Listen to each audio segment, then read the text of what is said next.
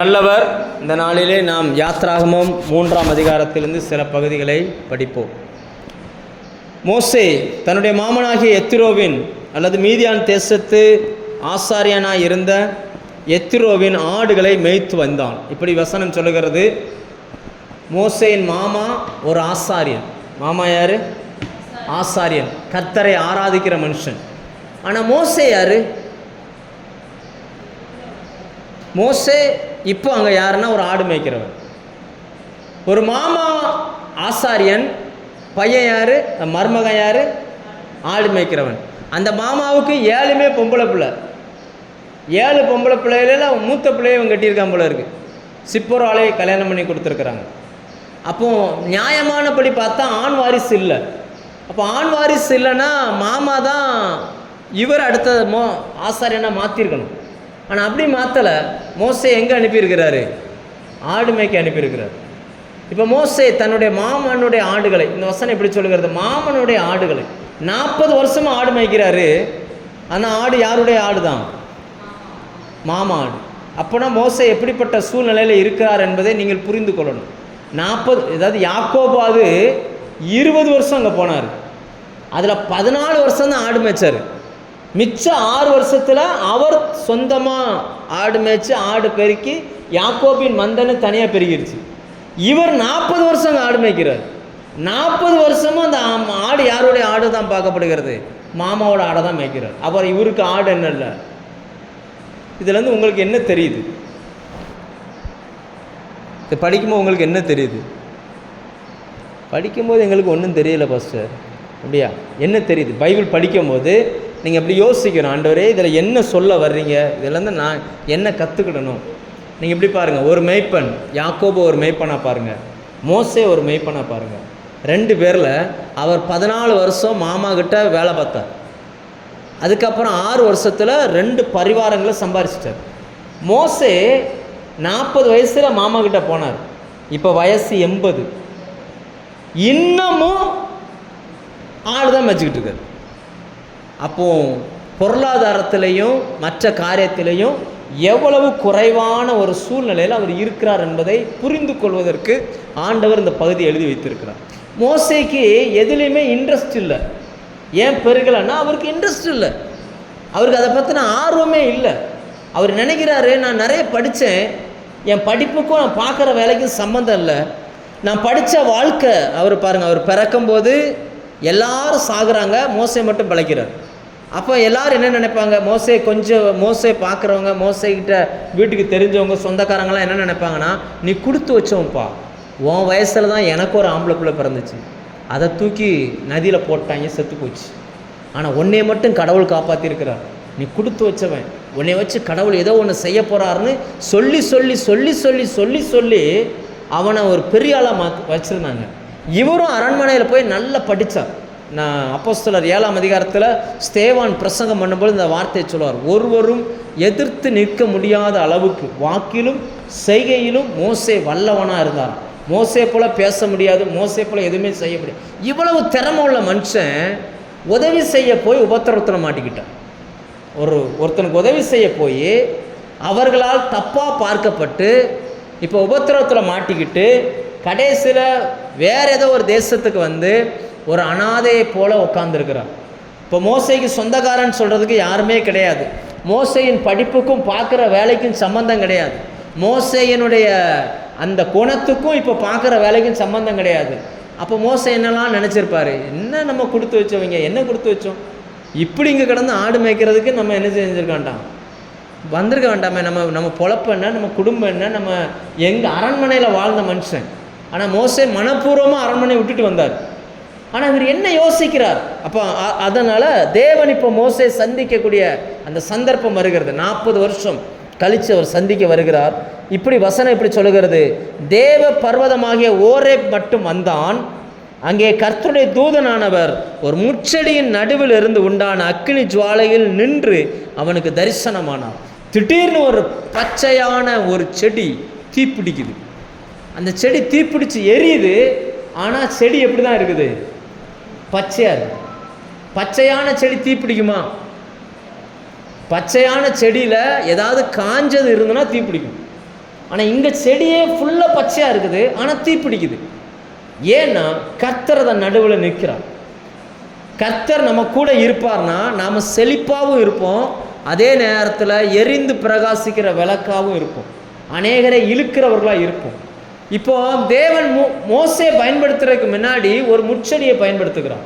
இந்த முச்செடியுடைய சுபாவம் என்ன அப்படின்னு பார்த்தீங்கன்னு சொன்னால், அதில் எந்த கனியுமே கிடையாது, எதுக்குமே அந்த முச்செடி பயன்படாது. அந்த முச்செடியை தேவன் பயன்படுத்துகிறார். இன்றைக்கி நம்மளும் சில நேரங்களில் முச்செடியை போல இருக்கலாம், நம்மக்கிட்ட எந்த நல்ல குணமும் இல்லாமல் இருக்கலாம். மனிதர்கள் யாரும் முச்செடியை வளர்ப்பதில்லை.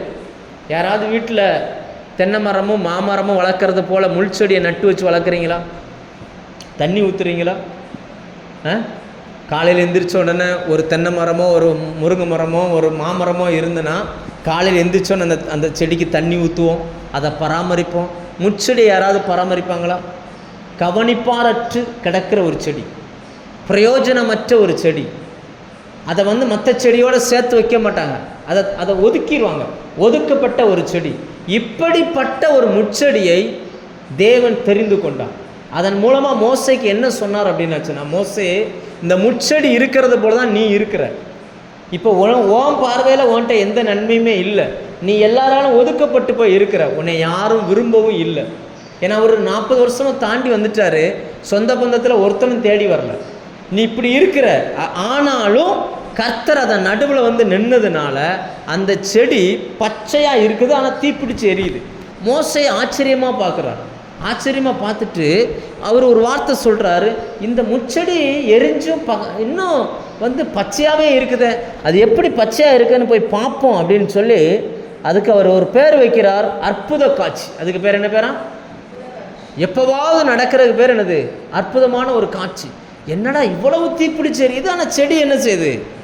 சில நேரங்களில் முள்ளு செடியை வெட்டி எரியிற நெருப்பில் போட்டால் சட சட சட சடன்னு அந்த இலையெல்லாம் என்ன செய்யும், அப்படி வரும்.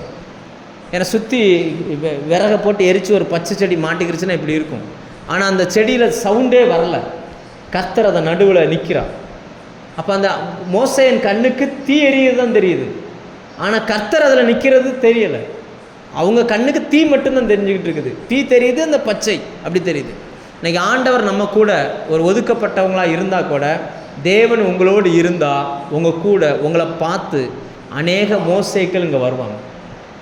நம்ம கர்த்தர் நம்ம கிட்ட இருக்கணும், கர்த்தர் நம்மளோடு தங்கி இருக்கணும். தங்கி இருந்தால் நிறைய மோசேக்கள் நம்மளை தேடி வருவாங்க.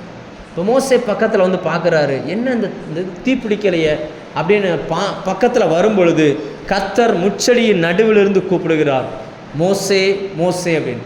நீங்கள் யோசிச்சு பாருங்கள், நீங்கள் இப்போ ஒரு ஆடு மேய்க்கிறீங்க, யாருமே இல்லை, திடீர்னு ஒரு செடி தீ பிடிக்குது, செடிக்கிட்ட போனால் அவங்க பேரை சொல்லி கூப்பிட்றாங்க, உங்களுக்கு எப்படி இருக்கும்?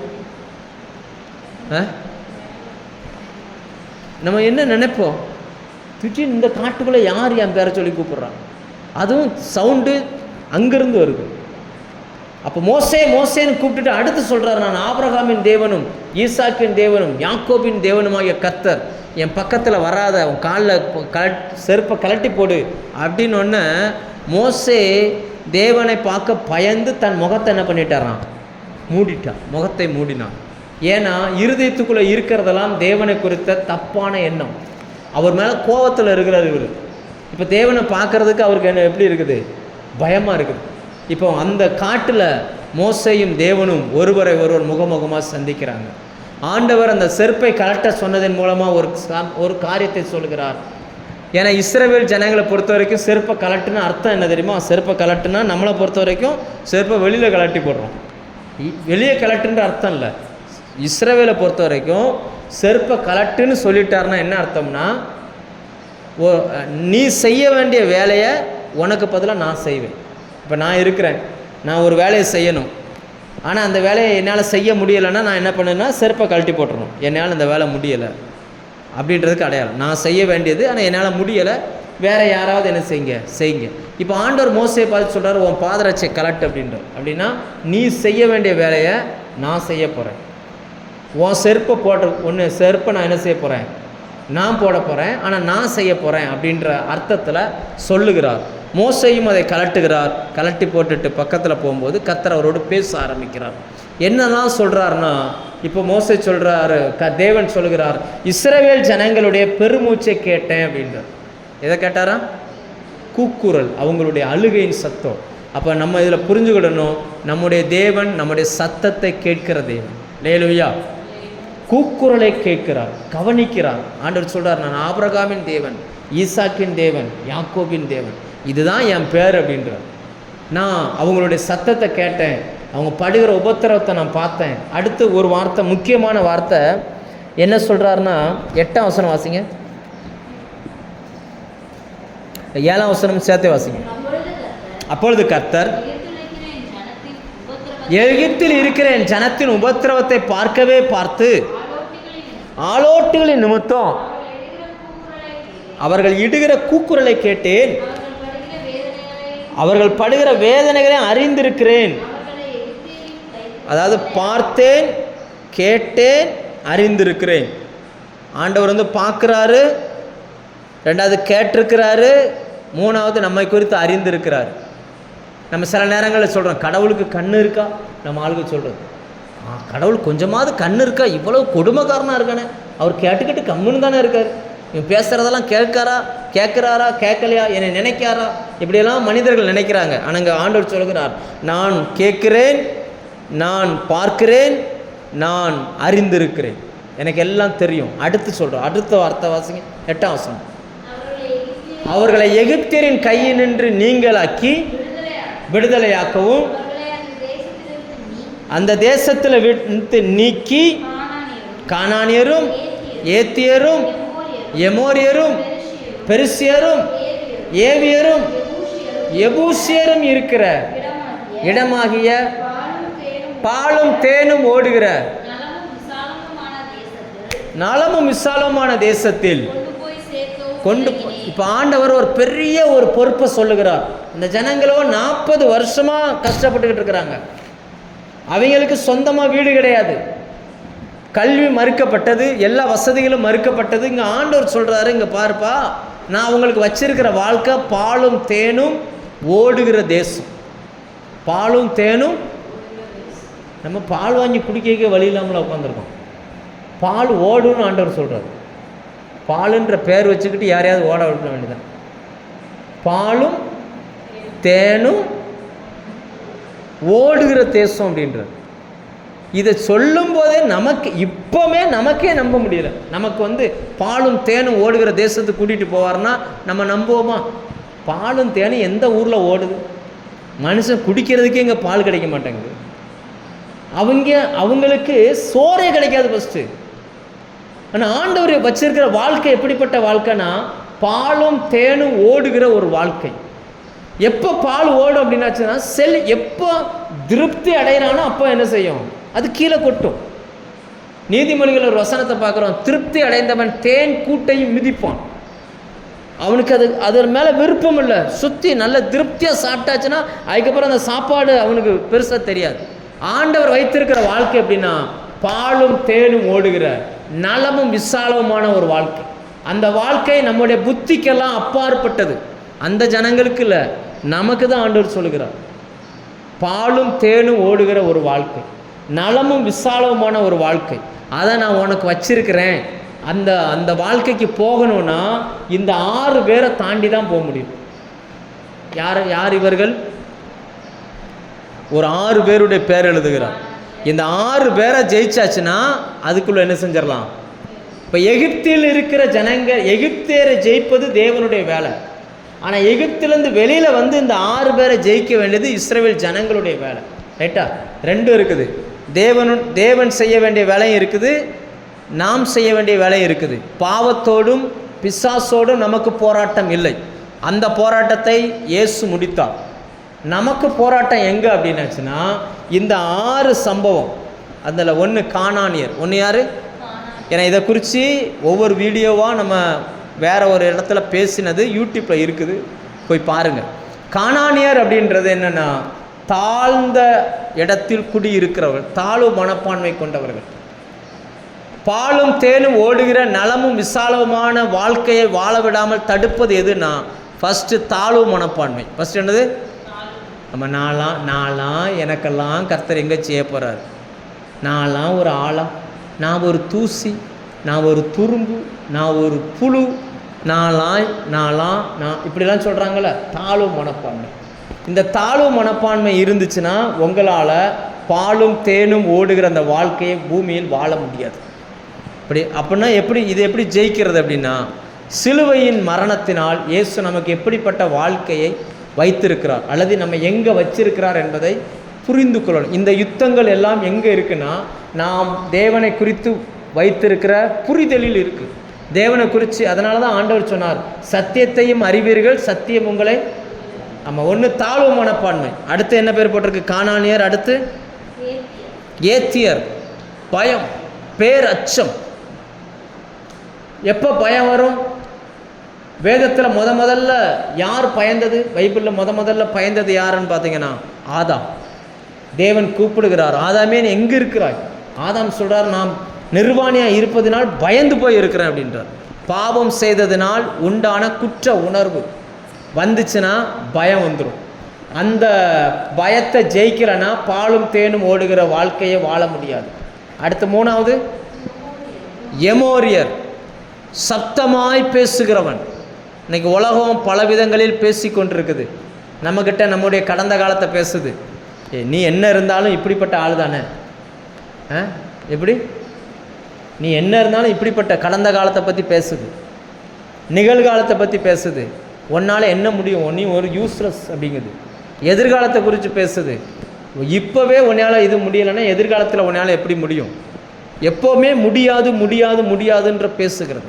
இதை ஜெயிக்கணும்னா பைபிள் நம்மளுடைய கடந்த காலத்தை என்ன பேசுது, நம்முடைய நிகழ்காலம் எது, நம்முடைய எதிர்காலம் எதுன்றதை கண்டுபிடிச்சி அதை வச்சு தான் இதை என்ன செய்யணும், ஜெயிக்கணும். நாலாவது பெர்சியர். ஃபஸ்ட்டு பெர்சியர் அப்படின்னாச்சுன்னா ஏவாளின் ஸ்பாவத்தில் உள்ளவர்கள்.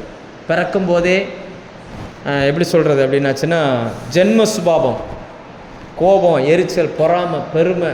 என்னதான் மூழ்கி ஞானஸ்தானம் எடுத்தாலும் இதெல்லாம் வெளியில் போகாது. ஏன்னா இவர்கள் மூழ்கி ஞானஸ்தானம் எடுத்திருக்கிறார்கள், ஆனால் இன்னும் என்ன செய்யலை, ஏவாளின் சந்ததியில் தான் இருக்கிறாங்க. இதை மாற்றணும். அடுத்து ஏவியன், எப்போவுமே தோல்விகளையே பேசுகிறவன். அடுத்து கடைசியாக யார்? எபூசியர், அசால்ட்டாக இருக்கிறவன், எதை பற்றியுமே கேர் பண்ணாமல் ரொம்ப, அதாவது எதை செஞ்சாலுமே தொடங்குவாங்க முடிக்க மாட்டாங்க. விசுவாச அறிக்கையை தொடங்குவாங்க முடிக்க மாட்டாங்க. ஜெபத்தை தொடங்குவாங்க முடிக்க மாட்டாங்க. எதையுமே ஆரம்பிப்பாங்க ஃபினிஷ் பண்ண மாட்டாங்க. இந்த மாதிரி சின்ன சின்ன சுபாவங்கள், இவைகளையெல்லாம் நீங்கள் விட்டுட்டிங்கன்னா பாலும் தேனும் ஓடுகிற வாழ்க்கையை பூமியில் வாழ முடியும்.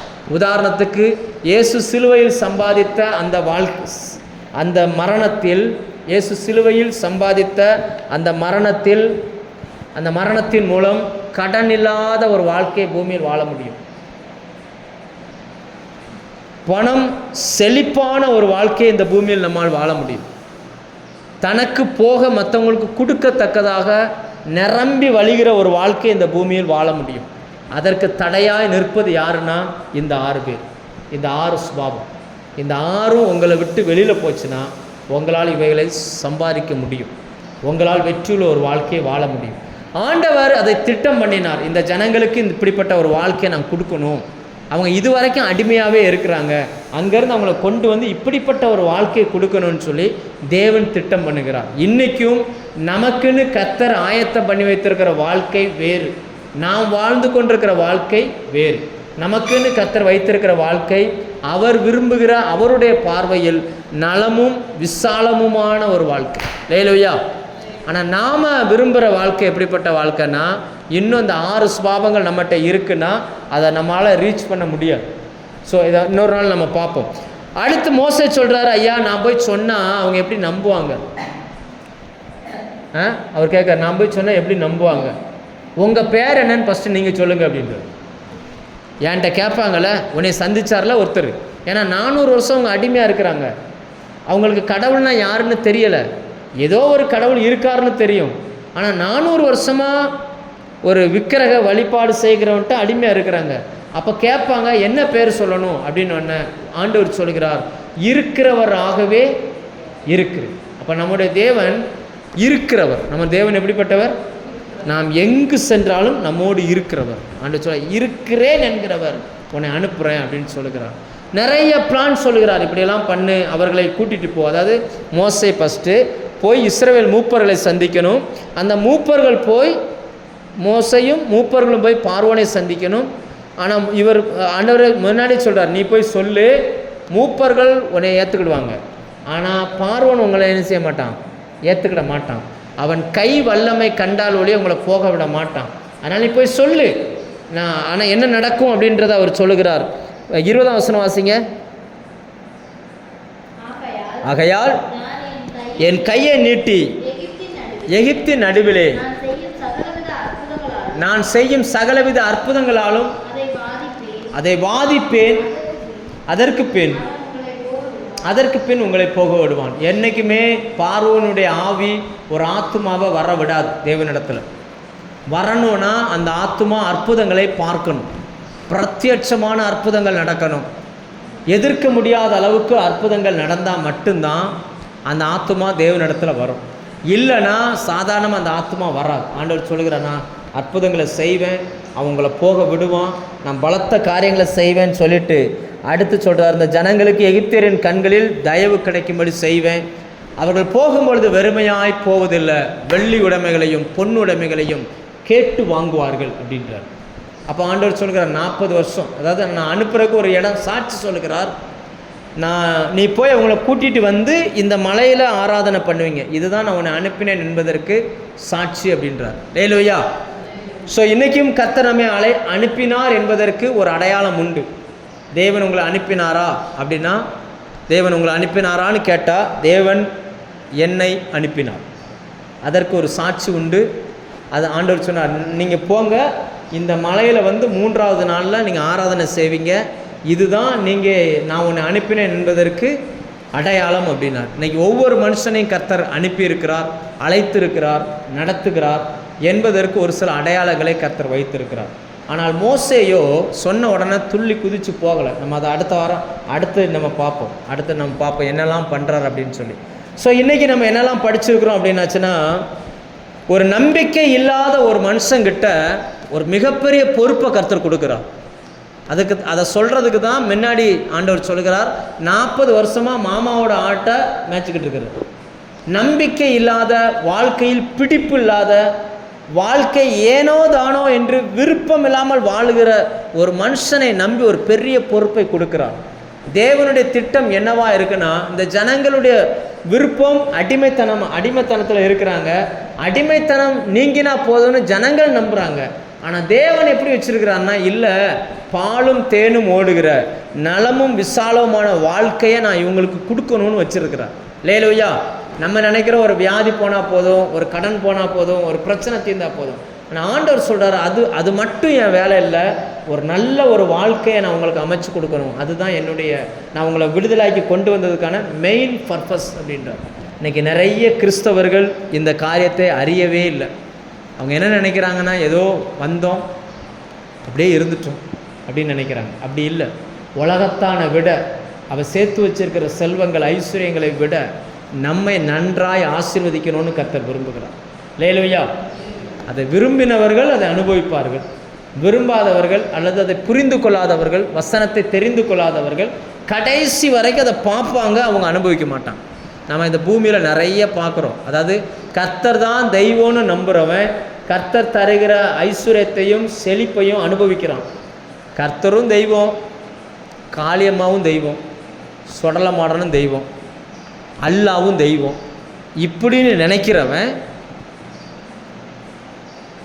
மனநல பாதித்து பைத்தியக்காரத்தனமாக சுற்றிக்கிட்டு இருக்கிறான்.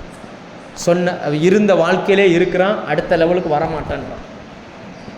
என்ன காரணம் அப்படின்னாச்சுன்னா, தேவனிடத்தில் சேருகிறவன் அவர் உண்டென்றும் தம்மை தேடுகிறவர்களுக்கு பலன் அளிக்கிறவர் என்றும். வாசிங்க எபிரேயர் 11ஆம் அதிகாரம். தேவனிடத்தில் சேருகிறவன் 11ஆம் அதிகாரம் 7ஆம் வசனம்.